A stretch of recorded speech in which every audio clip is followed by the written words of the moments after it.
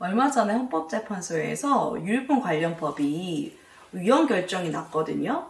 그래서 자녀 양육을 포기한 부모, 그리고 부모를 전혀 모시지 않는 불효자는 재산을 1원 한 장 받을 수 없다고 생각하시는 분들이 많더라고요. 그런데 반드시 그렇지는 않습니다. 이렇게 잘못 알고 계신 분들은 나중에 유류분 청구가 들어오게 되면 소송에서도 지고 재산도 잃을 수 있어요. 이런 억울한 일이 발생하지 않게 제가 오늘 유류분 제도 위헌 결정이 정확히 어떤 것을 의미하는지, 그리고 어떻게 준비를 해야 되는지 정확하게 알려드릴게요. 그러니까 나중에 후회하시지 마시고 오늘 내용 반드시 확인하세요. 안녕하세요. 가족법 전문 변호사 최선할 변호사입니다. 변호사님, 얼마 전에 유류분 위헌이 결정되면서 뉴스에도 나오고 굉장히 이슈가 됐더라고요. 유류분 위헌이 되면 도대체 어떻게 되길래 다들 이렇게 관심을 갖는 거예요? 이걸 이해하려면 먼저 유류분이 뭔지 정확하게 알아야 되는데요. 그 유류분이라는 거는 고인의 의사와는 관계없이 선순위 상속인에게 상속재산 중 법적으로 정한 비율만큼 강제로 분할하게 하는 제도예요. 예를 들면 홀로 된 어머니가 10억 원의 재산이 있어요. 그런데 두 아들 중 큰아들에게만 살아생전에 재산을 다 증여하거나 유언으로 큰아들에게 다 주겠다 하더라도요. 어머니의 이런 의사와는 상관없이 작은 아들은 법적 상속 지분인 5억 원의 2분의 1인 2억 5천만 원을 큰형한테 달라고 할 수 있는 게 유류분 제도예요. 그러면 유류분이 위헌으로 결정됐으니까요. 자녀 중에 한 명에게만 내가 살아있는 동안에 모든 재산을 증여하겠다. 아니면 유언으로 모두 상속하겠다고 하면요. 다른 상속인들은 상속을 전혀 못 받게 되는 거예요? 그런 건 아니에요. 이번 헌법재판소 위헌 결정으로 달라지는 것은 명백하게 세 가지 경우입니다. 첫 번째는요, 유류분 상실 사유예요. 유류분 제도 자체는 위헌이 아니지만 피상속인을 장기간 유기하거나 정신적, 신체적으로 학대하는 등 폐륜적인 행위를 일삼은 상속인에게는 유류분을 인정할 수 없다는 것이 헌법재판소의 입장이에요. 그러니까 폐륜적인 행동을 한 사람은 유류분조차 인정하지 않고 상속재산 안 주겠다는 얘기예요. 이런 입법을 하라는 거죠. 폐륜으로 인해서 부모님과 연도 끊어서 재산을 전부 내 옆에서 돌본 조카에게 상속하겠다. 이래도 그간은 유류분이 인정됐단 말이에요. 자녀라는 이유만으로요. 그런데 이런 폐륜적인 일삼은 상속인에게 더 이상 상속재산을 한 푼도 주지 않겠다는 거예요. 두 번째는요. 유류분에서 기여분 주장이 가능해졌다는 겁니다. 지금까지는 원칙적으로 유류분 소송에서는 기여분이 인정되지 않은 경우가 많았습니다.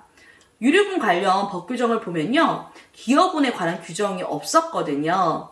물론 2022년에 대법원 판결로 예외적으로 기여분이 인정되는 경우가 있긴 했어요. 그런데 앞으로는 유류분을 계산할 때 기여분을 고려해서 산정할 수 있도록 법을 개정하라고 판결이 난 거예요. 그래서 지금 유류분 소송 중이다. 그런데 내가 기여분을 주장하고 있다. 아마도 헌법 불합치에 따른 개정안이 통과될 때까지 잠시 재판이 중단될 수도 있습니다. 세 번째는요. 형제 자매는 유류분 권리자가 아니다입니다. 형제 자매의 유류분은 명백하게 위헌 결정이 났거든요. 그러니까 부모님이 돌아가시고 배우자도 없고 자녀도 없는 경우에는요. 형제 자매에게도 유류분이 그동안은 인정이 됐어요.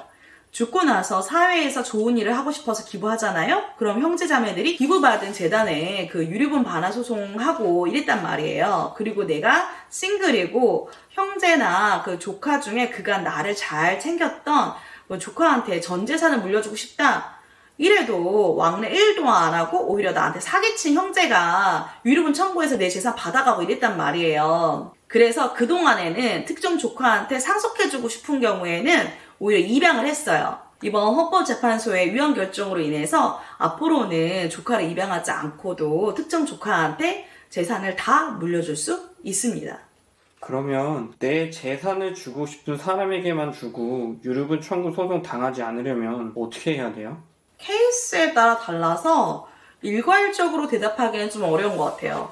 나중에 더 지켜봐야 되겠지만 장기간 유기하거나 정신적, 신체적으로 학대한 폐륜 행위를 한 경우가 아니라면 유류분은 인정이 될 거예요. 다만 폐륜 행위가 있었다면 이에 대한 증거는 나중을 위해서 최대한 모아주세요. 그래야 유류분 청구를 방어할 수 있습니다.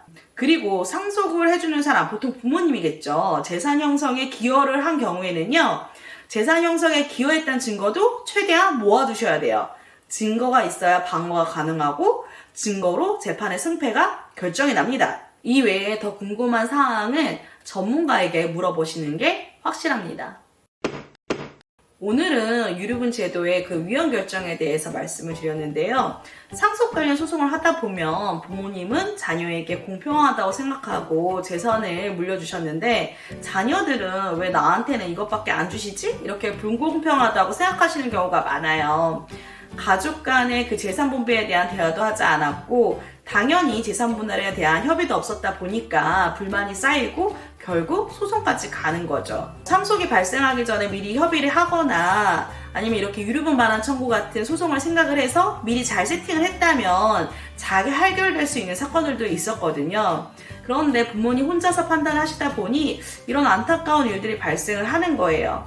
그 남은 가족이나 자녀들이 더 믿고 살았으면 좋겠다 이런 생각이 드신다면 살아생전에 미리 준비하시는 것들이 중요합니다. 다음번에는 그 유류분 반환 청구가 들어왔을 때 어떻게 대응해야 하는지 그 방법에 대해서 자세히 알려드릴 테니까요. 다음 내용이 궁금하시다면 구독과 알람 부탁드릴게요.